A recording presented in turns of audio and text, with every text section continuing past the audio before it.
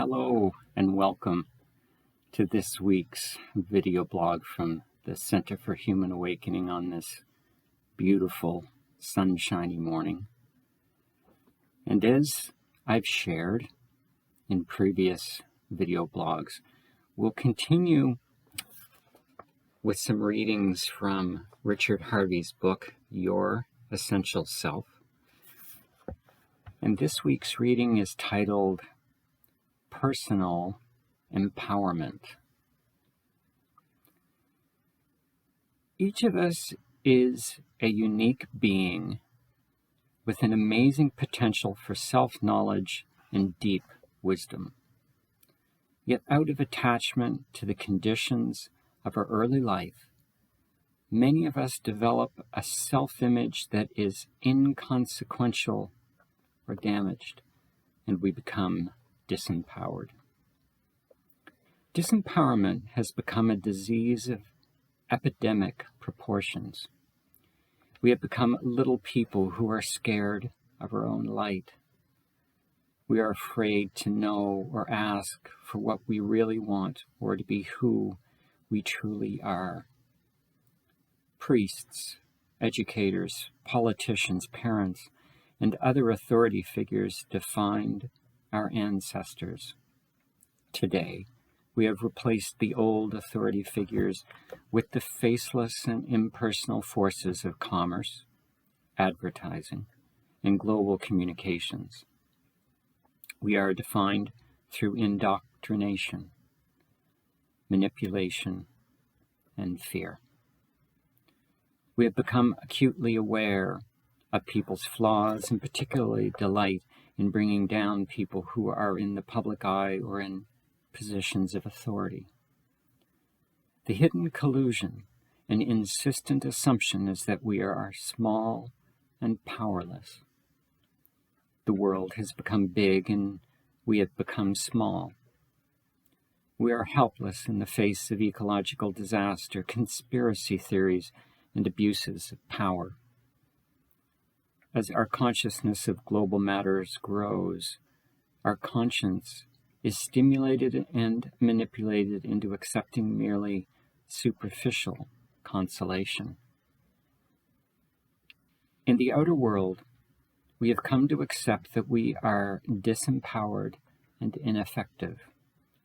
But in the inner world, disempowerment involves our reluctance, even our refusal to be all that we are. We project our inner strengths and personal power onto others and fear their reactions and their power. We disown our beauty and our talents and search for them outside ourselves. We project our humiliation and despair and perceive it in the neediness, helplessness, and disadvantage we see all around us. In our work on ourselves, we take back all that we have disowned and projected. Re-owning these aspects of ourselves is how we discover who we are and eventually become whole.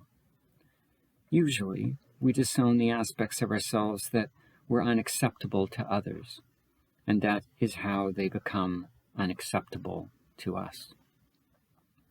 Working on inner disempowerment lessens the projection of our fears, so we become more empowered and effective in both inner and outer worlds.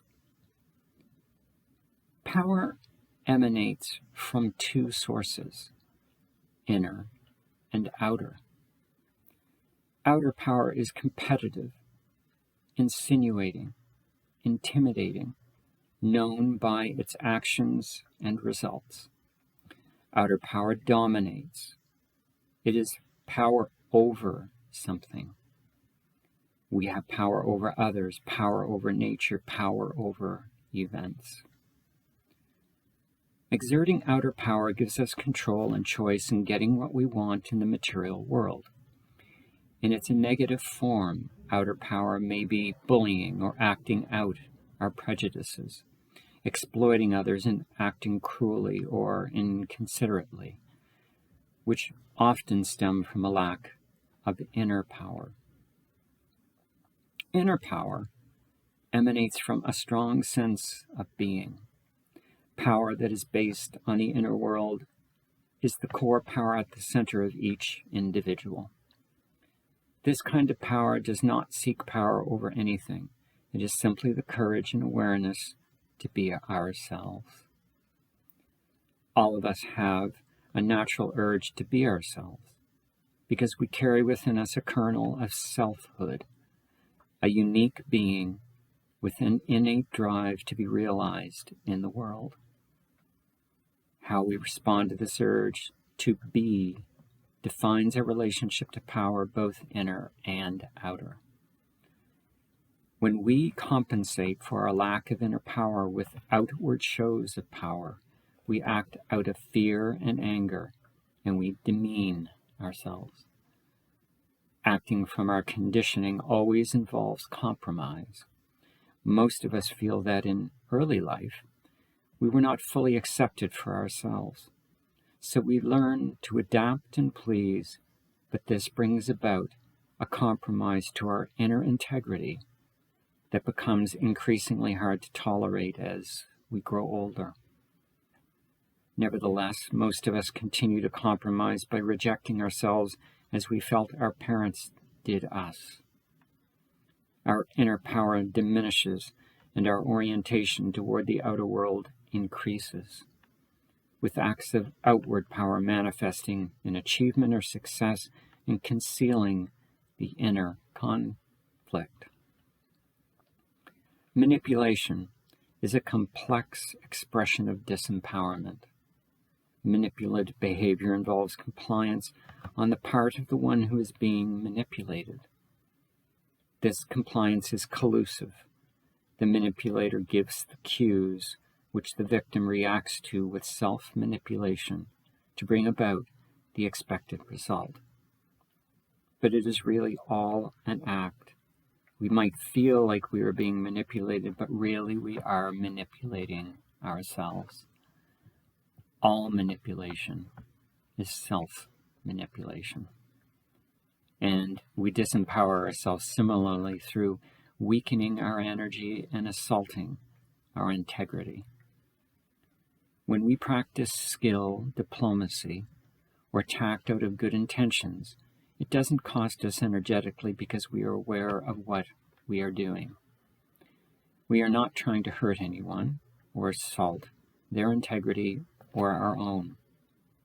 A conscious strategy with good intentions is not manipulative or disempowering, but when we are servile or ingratiating, we plug into our worthlessness with negative consequences.